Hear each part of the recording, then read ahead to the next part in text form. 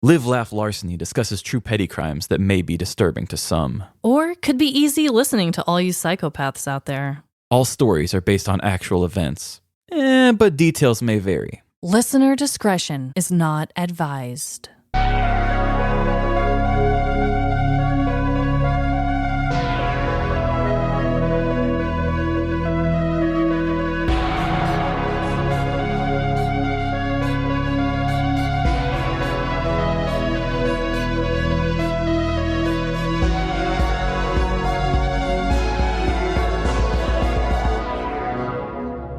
Live, Laugh. Larceny.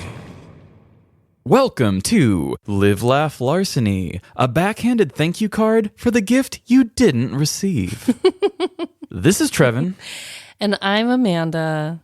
How are you today, Trevin? I'm not too terribly bad. Do you have anything dreadful you'd like to tell us about your life? I have a dreadful dilemma. But before I go into it, I do want to give a shout out to our listener, Tracy. I should have done this last week.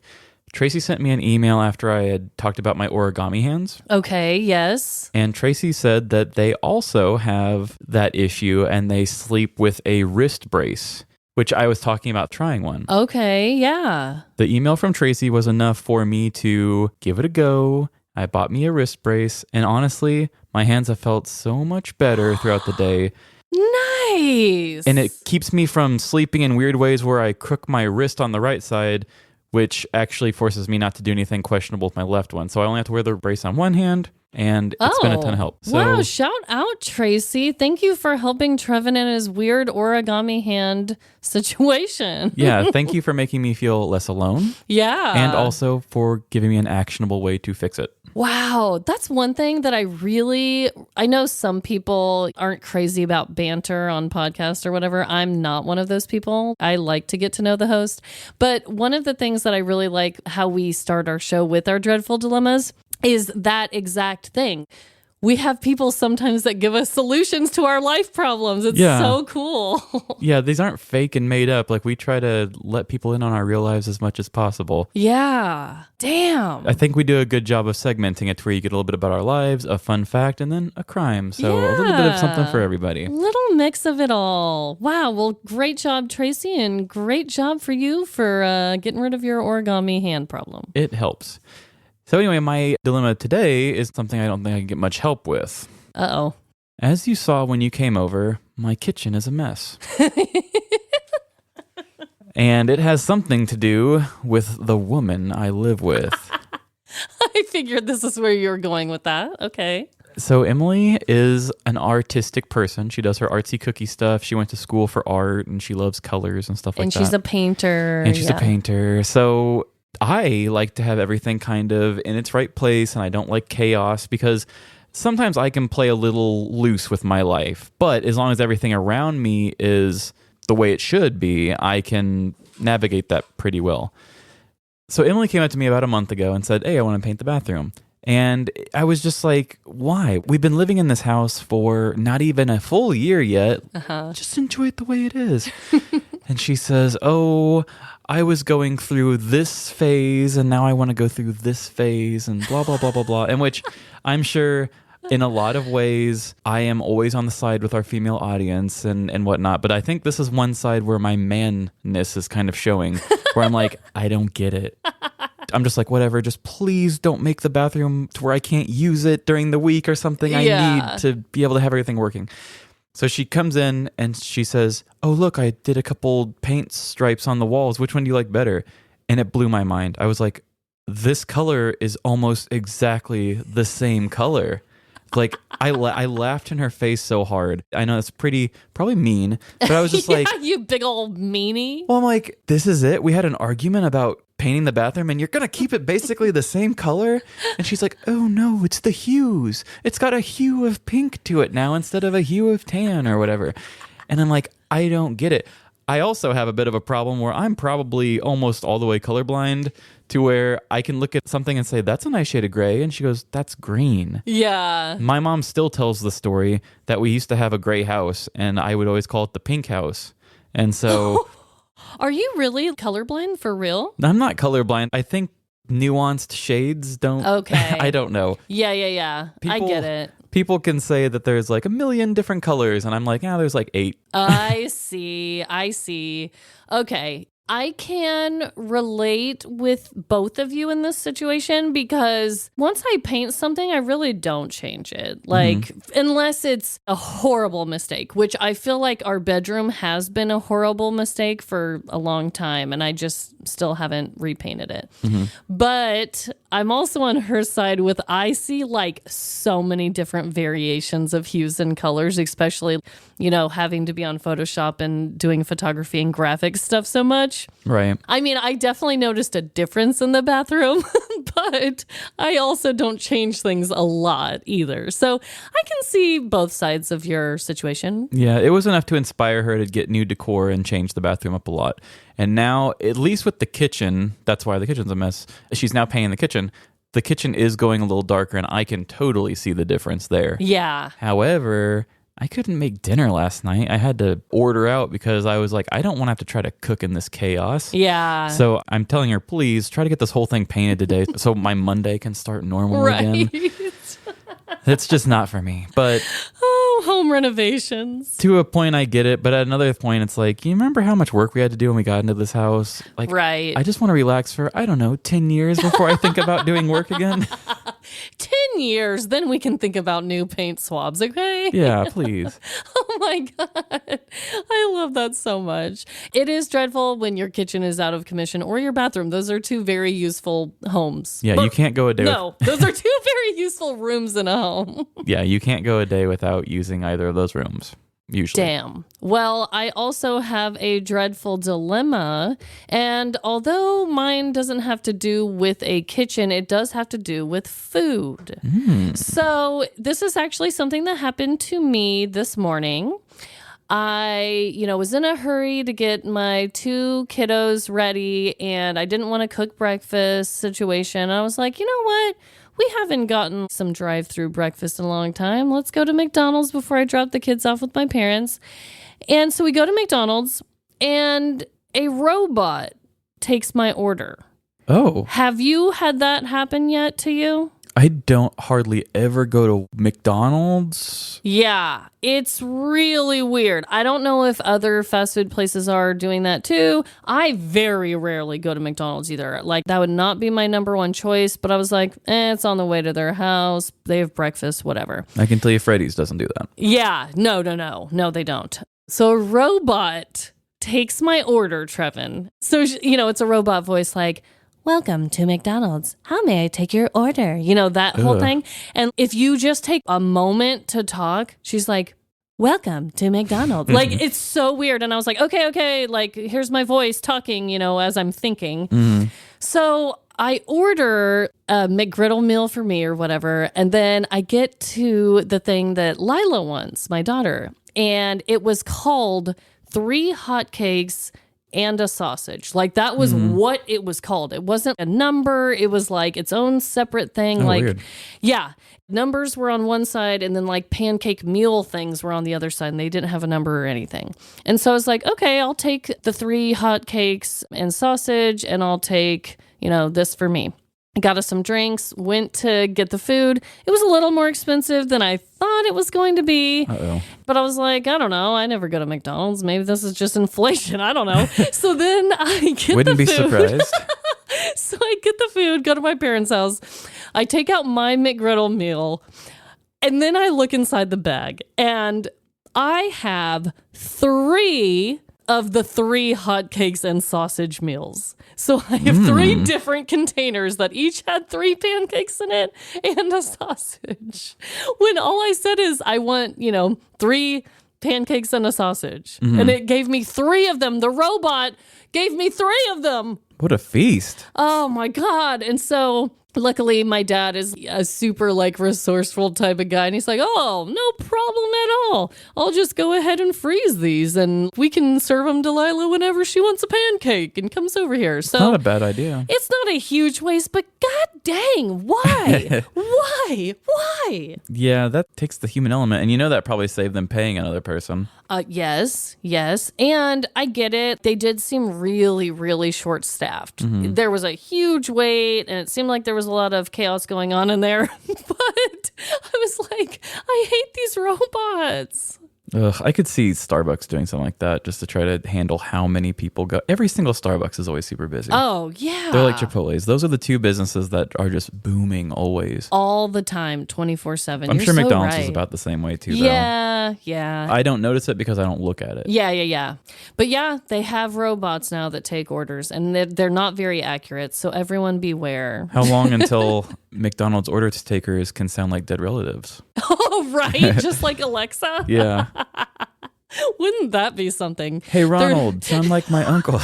They're like, choose your family member voice. And you choose, and then they take your order. Oh my God. Yeah, they're like, we have every human being's voice saved because everybody's been to McDonald's. Right. Every customer's voice we have saved in our programming. Creepy. Whoa.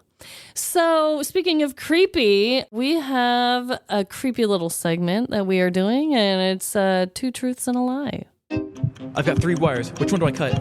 I'll give you 2 truths and a lie. But wait, we don't have time for this. We do, and it's your week to go first. Okie dokie. So, Trevin, are you familiar with the mysterious spiral staircase from the Loretto Chapel in Santa Fe, New Mexico? No.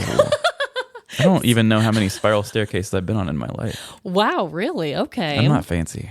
Well, I figured that was pretty detailed enough that you wouldn't be familiar, so I'm glad. Good call. But I do have 2 truths and a lie about this staircase. Are you ready? I'm ready.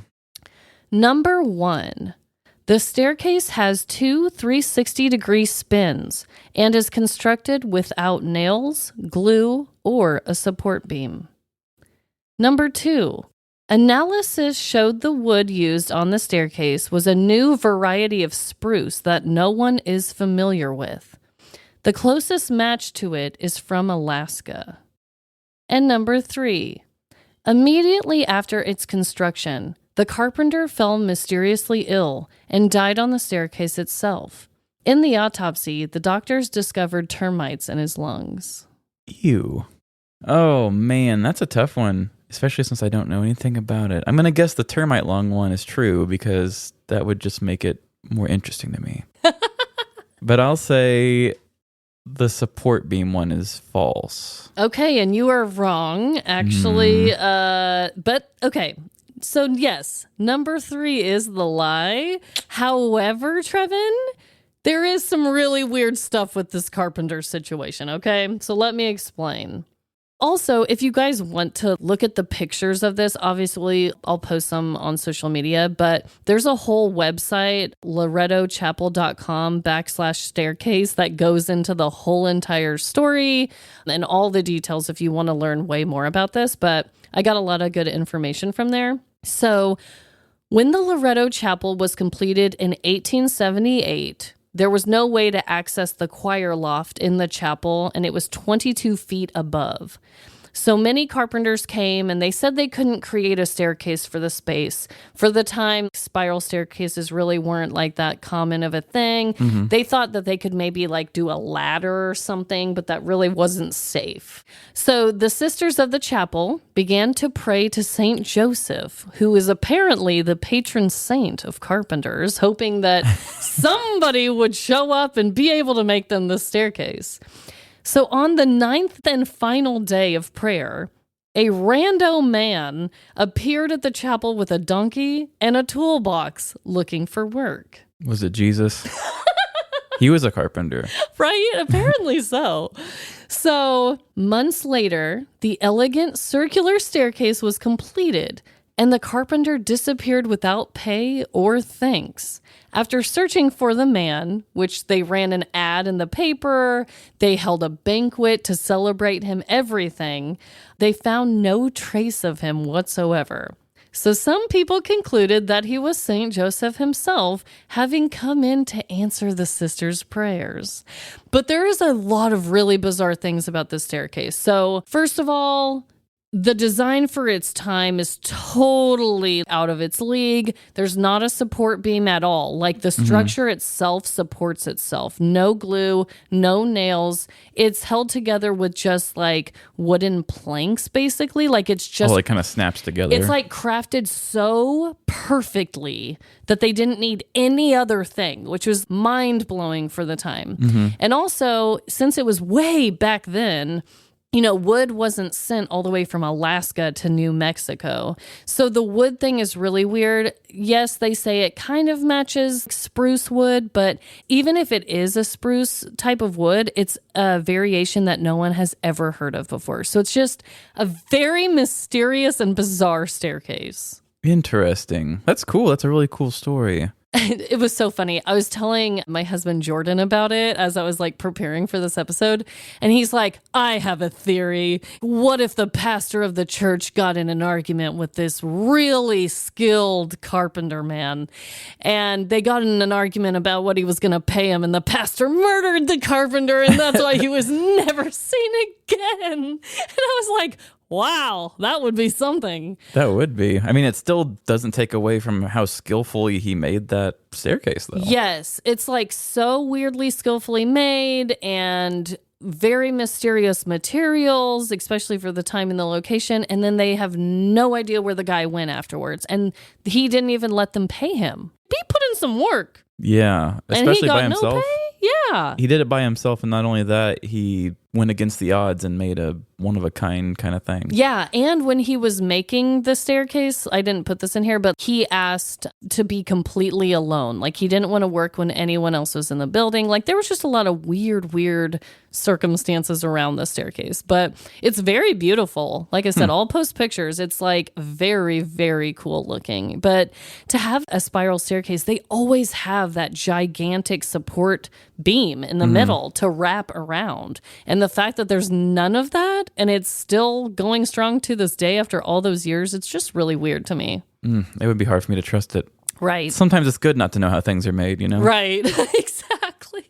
Well, that is awesome, and I look forward to seeing those pictures. I have a two truths and a lie. Okay. Are you familiar with kitty cats? I mean, I do own one. I'm looking at two of your kitty cats right now. Yeah. I want to tell you two truths and a lie about kitties. Okay. Number 1, the wealthiest cat in history had $12.5 million. Number 2, a cat was the mayor of a town for 20 years. Or number 3, when an ancient Egyptian's cat would die, they would mourn them by fasting for 9 days. Damn, those are all good. As weird as the rich cat on number 1 sounds, I feel like that's somehow true, but I could be wrong. I think number 3 is the lie. All right. And you're correct. Yay! So- okay, that was just a wild guess. In ancient Egypt, when their cat would die, they would actually shave off their eyebrows. So people could see. That was like, hey, do you want to know how I'm mourning my dead cat? Look up here. I got bald eyebrows. Wow, that was way weirder than the original statement. Yeah, I was trying to decide if I was going to make that a truth or not. So the facts I got actually came from purina.co.uk. Wow, shout out, Purina. Yeah, good job. Love your food, love your facts. So the richest cat in the world, according to Guinness, is a cat named Blackie. When his millionaire owner passed away, he refused to recognize any of his family in his will and instead gave his money to Blackie. Damn, how does that even work, though? I have no idea. I looked into this and saw a thing about this somewhere else, too. I believe that pretty much the money was hoarded, and then when the cat died, I think it got donated to different, like, animal places. Okay. And maybe like the caretaker could have some access, maybe the caretaker of the cat? I would think so, just so they never have to pay a cent to take care of that cat. Yeah. Imagine the kitty towers. Ugh. Imagine the kitty toys and the treats and the food that cat could get. That cat could have anything it wanted. Damn. And then, yes, a cat was the mayor of a town in Alaska for 20 years. An orange tabby cat named Stubbs Aw. was the mayor of Talkeetna. Interesting. A small town in Alaska. He had several contested elections, and although he didn't hold any legislative power, he was loved by locals and tourists alike. Oh my God. See, you hear these stories of animals, running for office or whatever. Mm-hmm. Do they even run? I don't know. Maybe they're just nominated. I don't think they're going around handing out their business cards or whatever. No. But for 20 years, though, that's a really long time. And that's an old cat. Did that cat get it as a kitten and just hold it that long? Or? Yeah, my God. They'd have to be elected at birth or something. Not saying you can't love a cat, but what did it do to earn that much love immediately? Yeah. They're like, now that is one hell of a kitten, Yeah, it had to have saved a kid in a well or something, I would think. That's what I'm saying. What did this kitten achieve? Because if one cat can do it, I'd be like, wait a minute, my guy's way cooler than that cat. Right. I don't know if I'd want my cat running for mayor. I don't think I want your cat as mayor either. He would definitely be corrupt. Yeah, and he would also kill a bunch of weird reptiles and put him in the Capitol building or whatever it is. What are they called in cities? The City Hall. City Hall, yes. Oh my God, yeah. He's now brought in mice, squirrel's tail with the spine attached, bugs, lizards, birds, cicada bugs, dragonflies. Oof. Yeah, he's a real freak. But anyway, so are we on to stories already? It is story time. Okay, so I'm first, right? Yes, I am. Mm-hmm. I just answered my own question. I have another glorious true petty crime, I should say, story from the news this week. Uh-oh. And I don't think I'm really going to get into anything beforehand. I think I'm just going to let her rip. All right, let her rip. Here we go. Karma is described as many things. A belief in cause and effect, something that will come back to bite you, and even a bitch. Personally, I'd like to envision karma as a mischievous fairy, one that sprinkles two different sparkly dusts on us, depending if we've been bad or good. Maybe this will teach you a lesson. The dust then brings us bad luck or good fortune. For example, if you're talking shit on your partner in your head because you hate their pajamas, you may find yourself tripping over a laundry basket and breaking your arm. On the other hand, if you tell your friend she has something stuck in her teeth before she goes out on a date, you'll surely end up finding a $5 bill in the street. Woohoo! It's my lucky day. It's a pretty simple concept, really. Karma doesn't spare any of us, especially not petty criminals. Although some criminals may avoid charges and court dates, they can't escape the justice system that is karma. Trish wasn't your ordinary woman. She was a professional multitasker with a powerful can-do attitude. I've got this. She was a mother of boy triplets and a manager at a popular shop called Marilyn's Boutique in Immokalee, Florida. Trish spent her mornings making 3 sack lunches and giving out 3 kisses to each of her boys.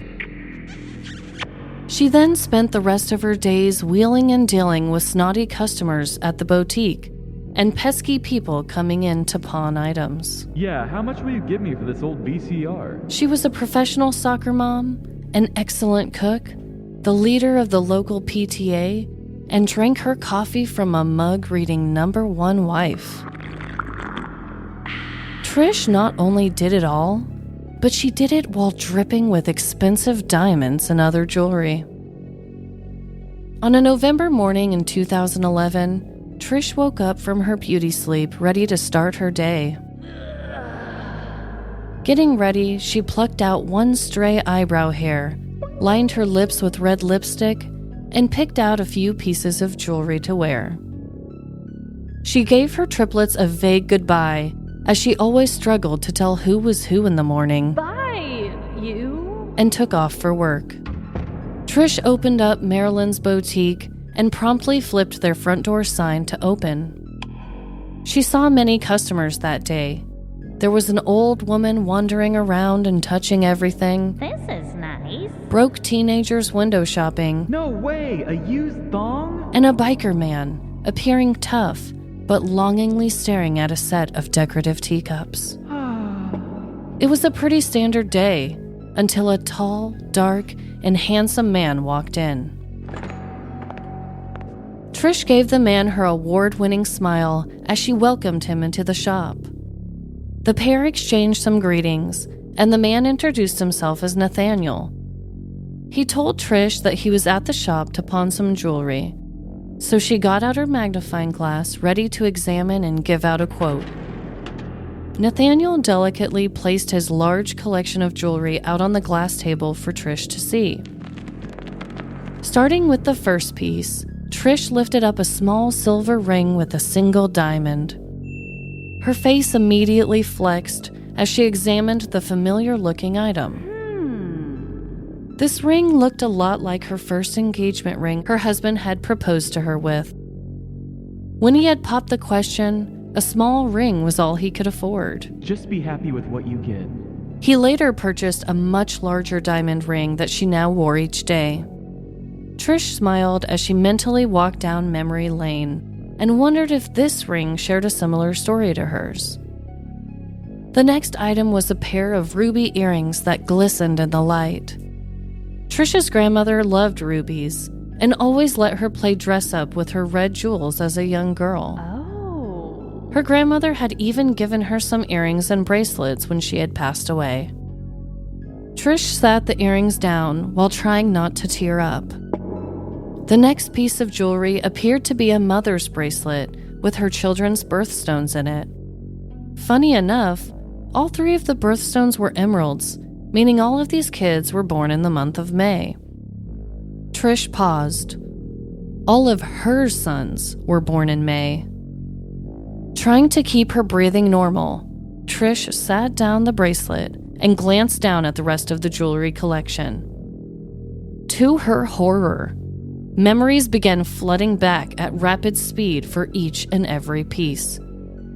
Her 10th anniversary necklace, her first purchase from Tiffany's, and even her blinged-out grill she had custom-made to fit her teeth in the 2000s were all in her vision. The jewelry collection on the table in front of her was hers. Trish pulled her shit together as she complimented the jewelry to Nathaniel and excused herself. She pretended to need her glasses in the back of the store. I can't see shit! Once alone, she frantically began to call her husband. She quickly explained her current situation and desperately asked him what she should do next. He assured her that he would call the authorities and meet her at the boutique, but until then, she had to keep the jewelry thief inside of the shop. Trish took a deep breath as she made her way back out to the store with a pair of someone else's glasses in her hand. She continued to distract Nathaniel, pretending that she had no idea he had robbed her. Finally, Trish's husband and the local police stormed inside the shop while yelling for Nathaniel to put his thieving hands in the air. Freeze, fancy man! After arresting Nathaniel, Trish, her husband, and the cops all went over to Trish's house. As soon as they arrived, they noticed the back door was kicked in, the house had been ransacked, and the dresser where Trish kept her jewelry collection was bare. Nathaniel Coleman was charged with grand theft, dealing in stolen property, and defrauding a pawnbroker. If you ever find yourself trying to sell stolen jewelry, make sure you aren't selling it to the person you took it from. Because whether or not you believe karma is a belief system, a fairy, or a bitch, just know that your actions will always come back to bite you. What a damn fool. What are the odds, though? Yeah, I mean, it's not like Nathaniel could have done any extra thinking ahead to avoid that. It was literally just a karma situation. Yeah, like a karma crime gone wild. Like, usually people in our stories, most of the time, see some kind of justice sometimes. But, I mean, for it to immediately happen like that... Yeah. That is the most circular crime of karma I've ever witnessed in my life. Even though I didn't witness it at all. I just read about it. Yeah, but just reading about it, like, you want to say, oh, what a stupid criminal, but they don't know any better. Not really. Not even really. So the victim pawn shop manager was never named. So I don't know why I gave her the name Trish. Felt right. Regretted it immediately as I started reading the story out loud. That's a really hard name to say and then to say other words after it, I've just discovered. Nathaniel seemed hard to me, too. So. Yeah, Trish and Nathaniel. But the entire story of Nathaniel Coleman was his real name, robbing a woman and then immediately going to pawn it to her at the shop that she managed is completely true. Damn. Also, don't know if she had triplets. I really just thought that was a fun little additive. I know nothing about the woman. I thought it would be really funny to just show like what a good, oh, she does it all kind of lady. And the fact that she couldn't remember her triplets' names in the morning was just a really fun thing for me to put in there. Hell, if I had triplets, I think I wouldn't be able to remember their names. I'd or be tell like, them okay, you, and you. Love ya, goodbye. It's too early for this shit. Yeah, you just say their names out loud, but just look at the air so they don't know that you're not looking. Just like Huey, Dewey, Louie. Dewey, Louie. Oh my God. But yeah, I know nothing about her. I just had a little fun with her. But of course, the whole crime is true. And I just can't even believe the luck of that guy. Yeah, if you would have just taken it to any other pawn shop. I know. Or Facebook Marketplace. Or, do you believe in karma, like as a general concept? Oh, no, I don't. I mean, I would like to. Yeah. I really do believe that when bad things happen to bad people, I just think of it as like justice, but I don't really think of it as karma because how many big, I complain about this a lot, how many big capitalist people who feed off of other people are just running rampant and getting everything they want and nothing comes back to them. So no, I don't believe it because if it did, I think our country would be a little better together. Yeah. But I do love to see when quote unquote karma does happen. Yeah, I'm with you. See, the reason that I believe in it and the reason I believe in it the certain way that I do is kind of like what you're saying. I don't think necessarily people get the karma they deserve when they're alive. But in my own personal beliefs, I think that once you pass away and you have to review your life or whatever, as they, some people say like you have to go through this like life review process. I think and that's like, a Jehovah's Witness thing. Is it? I think you like watch a movie of your life. Oh my. Okay, I didn't realize it was like a movie, but like I'm definitely not a Jehovah's Witness also. No offense if anyone listening is. That's totally chill. I just think that like you kind of have to go through your life and if you've hurt people, like you have to experience the hurt that you've caused kind of thing. Like I think karma maybe doesn't always happen in life, but maybe it happens afterwards kind of thing.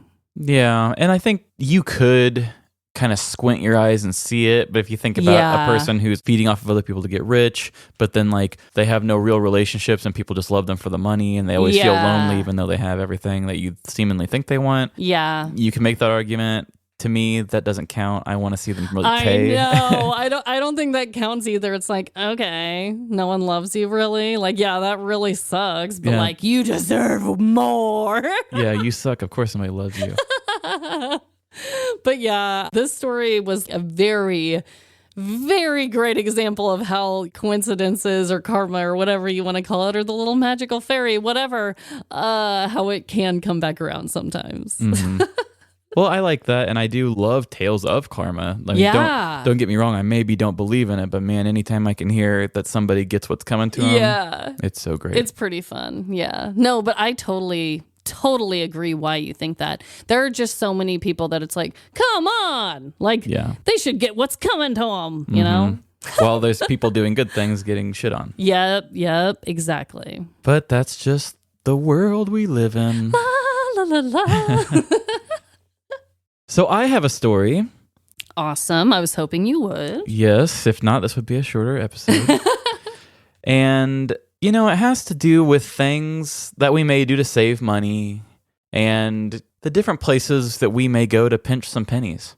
Oh, man, I know all about that life. Yeah, I'm a huge penny pincher. I love to pinch the pennies everywhere I go. How many times can we say pinching pennies? Pinch and pennies. So let's just get on into this thing and see how well we can all relate. Cool. And here we go. The new generation has found itself in a more and more frugal state. Whether it be because of rising inflation, cost of living influxes, or larger wage gaps, we have to find ways to pinch pennies where we can. Oh my god, $100 gift card. It's only about $4. I used most of it. Thanks to the 1% winning capitalism, we at the bottom get to do fun things like co-buy houses with friends and treat our animals as our children. Gone are the days of just mindlessly consuming everything and getting tricked into goods and services that we don't necessarily need. Shit is expensive. Because of this, we get by with Amazon off-brands of things we would like to have and save the quality purchases for the goods that we know we really need. This has led to a major surge in secondhand goods. Back in the day, garage sales used to be a fun hobby to see what you may come across. Now, some of us rely on garage sales and just hope that someone is selling the thing we need the most. Can you check in the back to see if you have an air fryer? As our generation is a bit more efficient and we love to use technology to save effort, we found a way to bring the garage sale to us. In 2016, our Lord and Savior, Mark Zuckerberg, launched Facebook Marketplace. This was a place for people to let go of the things they don't use, and people who needed an item to get it cheaper. One person's trash truly could become another one's treasure again. But like most things created with good intentions, Facebook Marketplace eventually disintegrated as the sins of others seeped into the community. People began overvaluing their items, while individuals would just trick others into buying their broken shit. Someone could make a post only to get spammed with messages from others asking if they'd be willing to sell their thing for the price of free. In other situations, people would act interested only to completely drop off and ghost the seller. And sometimes, a person would eventually get to a point where they just say something really mean. You look like you stink. Facebook Marketplace became a place of scams and hurt feelings. During our time of living in the basement and waiting to get our house, I had a lot of run-ins with Facebook Marketplace. Emily had a nasty addiction to purchasing couches for the house we didn't even have yet, while also stating that she would just turn around and resell something else if it didn't work. To a certain extent, I got it. We were buying our first house and didn't have much money.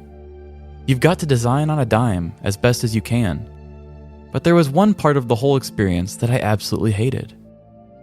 The people. Each transaction meant that I would meet another stranger.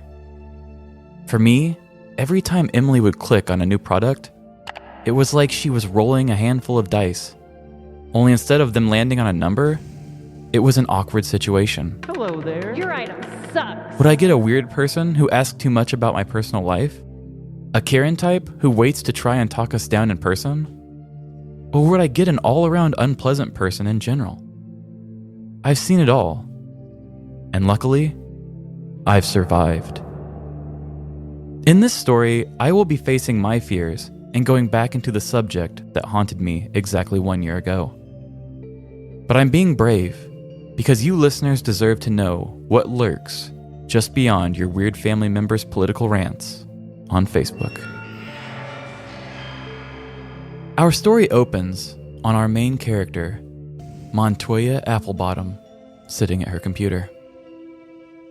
Typing and scrolling through her Facebook Marketplace, Montoya was in need of a new car. She had gone through a bit of bad luck recently. While enjoying a delicious brunch at her favorite restaurant near the Indigo Hotel, she had come out to find that her 2012 Infiniti G37 had been stolen. Not only was losing her car a terribly dreadful situation, but she ultimately had to be taken home by a really creepy Uber driver. Feel free to take off your shoes. That car and her shared many happy memories together. They got countless drive-thru ice creams from McDonald's, Have a good day. would often drag race teens at stoplights, and she even discovered her love for true crime podcasts while sitting in the driver's seat. Hey, what's up, murder pals? Her and her car were a bonded pair. But that all came to a screeching halt when her baby was plucked away from her while she enjoyed the bountiful brunch. Since being carless, the search had been less than fruitful. The one time she saw an affordable car that she liked, the person selling it had a profile picture of them holding a large gun while sporting a Punisher tattoo. I'm a tough son bitch. This was not the welcoming look that she had envisioned for her would-be salesperson. It was no use. Nothing looked as appealing to her as her old Infiniti. She felt doomed to a life of needing rides from others. At least that creepy Uber driver did give her his number and offer her free rides. Show me your feet. Just as she was preparing to call it a night, a direct message popped up on her screen. "Hey, I heard you were in the market for a car," said profile Robert Mitchell. Could this be someone who is friends with one of the sellers I contacted? Montoya wondered to herself. Curious as to how Robert knew this about her, she messaged back. "Yes, I am. How did you know?" Robert immediately messaged back. "I'm One Nut Tony's cousin, Robert. He told me you recently had your car stolen." Montoya immediately felt more at ease. No one could forget One Nut Tony. He was a bit of a shady guy, but he was always good for a joke at her old job. Before she could even respond, Robert sent her a second message. "I've got this 2012 Infiniti G37 that I'm looking to sell really cheap. Just $3,000. Are you interested?" Montoya couldn't believe her eyes. This was exactly what she had lost and was looking for. "Wow," she typed. "That's the same car that I just had stolen," she said. Robert quickly responded, "Yeah, I know. I'm the one who stole it, LOL." Montoya spit out her iced coffee that she was irresponsibly drinking close to bedtime. She was angry. She was offended. But she was also confused. The two messaged back and forth for a while. Montoya did not want to lash out at him and lose her chance at getting her car back. This was a very delicate transaction that she was faced with. By the end of the conversation, Montoya agreed to pay $3,000 to buy her car back. They set a time the next day for her to get the money and to meet to purchase her car. Getting up the next day, instead of hitching a ride to the nearest bank or ATM to get the $3,000, Montoya went to the nearest police station with proof of her messages in hand. She explained the situation and told them the location and time where she was to purchase her car back. "His ass is grass," one overly dramatic officer said. As Montoya got a ride from a friend to not draw any suspicions, there sat Robert with her car. "Here she is, just as you remember her," Robert said. "Now did you bring me the $3,000? As Montoya began to search through her purse, a scream came from the east side of the parking lot. "Freeze, dirtbag!" the dramatic cop yelled. Robert shot Montoya a look of absolute betrayal before running completely out of sight. "Oh God, he's a quick one," the winded cop said to Montoya. "Don't worry though, we'll catch him." In May of 2022, Robert Mitchell stole an unnamed person's 2012 Infiniti G37. Soon after, Robert decided to contact the original owner in an attempt to sell it back to them for $3,000. In an attempt to complete the purchase and prove that it was, in fact, the same car, the original owner brought the police along with them. Robert fled the scene and soon texted the owner, asking, "Why you got the police on me?" Robert was later arrested. As the vehicle was estimated at around $20,000, Robert was charged with theft of property worth between $10,000 to $60,000 and extortion. His court date was set for the end of June, but it seems the results were not made public. As you can see, there are a myriad of different outcomes that you can encounter when searching on the Facebook Marketplace. Sometimes you get rude salespeople, and sometimes you get people who rob you. Sometimes you are getting items that sat in someone's closet for too long, and other times, you get your very own stolen things sold back to you. I'm not here to tell you that all things sold on Marketplace are bad, but we should always keep a vigilant eye before choosing to do business with a stranger. You never know what you may run into.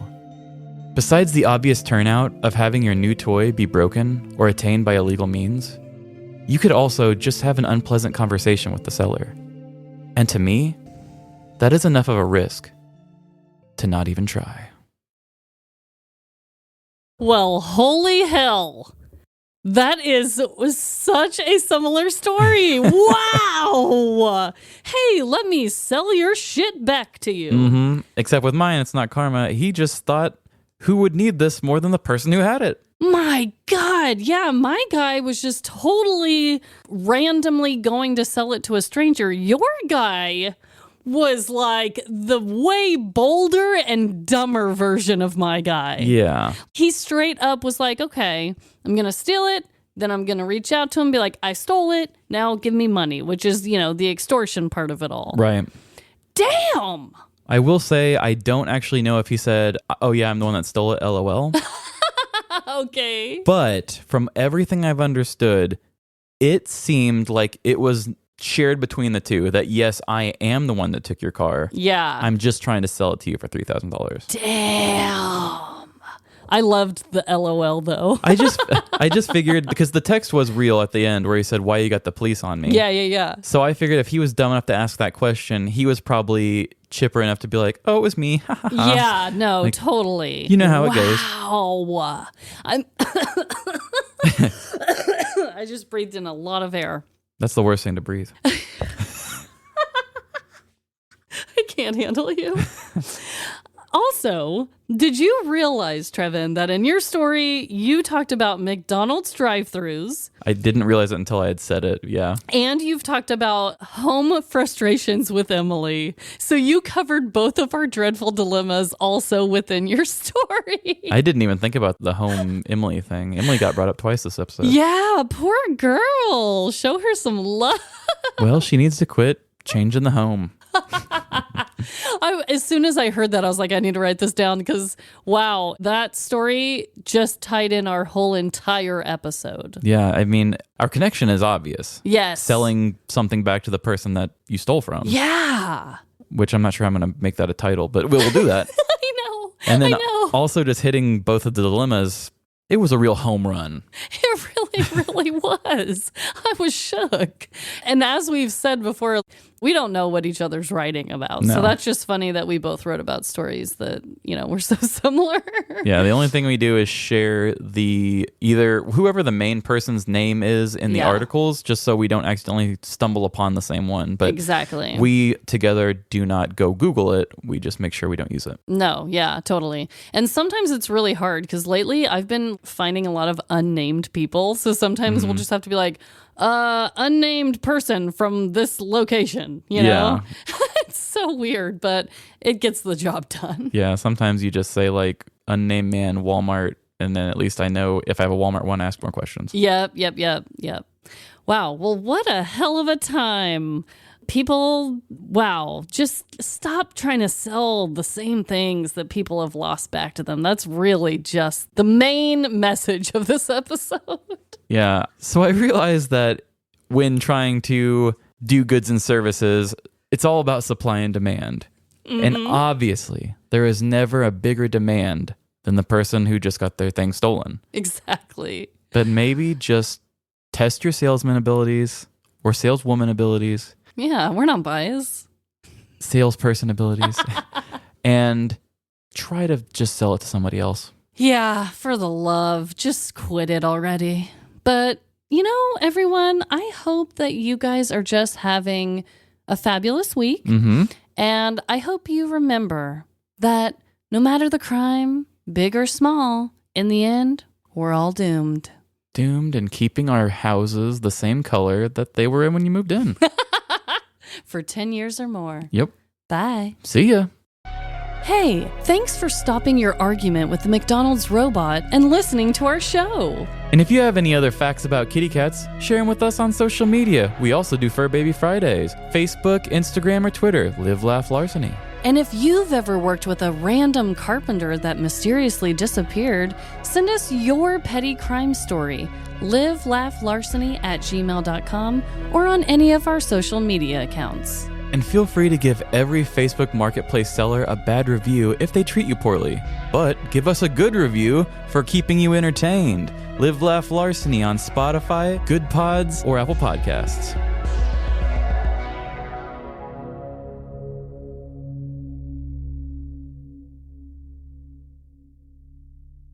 Yeah, I understand that the way goods and services run is... What is it? Demand or Something demand. shit. I failed economy. Wait, demand and I keep wanting to say process demand, and that is not it. no Goods and services demand. shit. Fuck. Like the amount that you have, right? The amount that you have. Should not be this hard. I was thinking of it, and I was like, I'm just gonna start speaking, and then it's gonna come to me. It's just gonna come to me. It didn't. My brain really should have had my back. Yeah. Hold on. I have to look this up. Demand and supply. Supply and demand. Okay.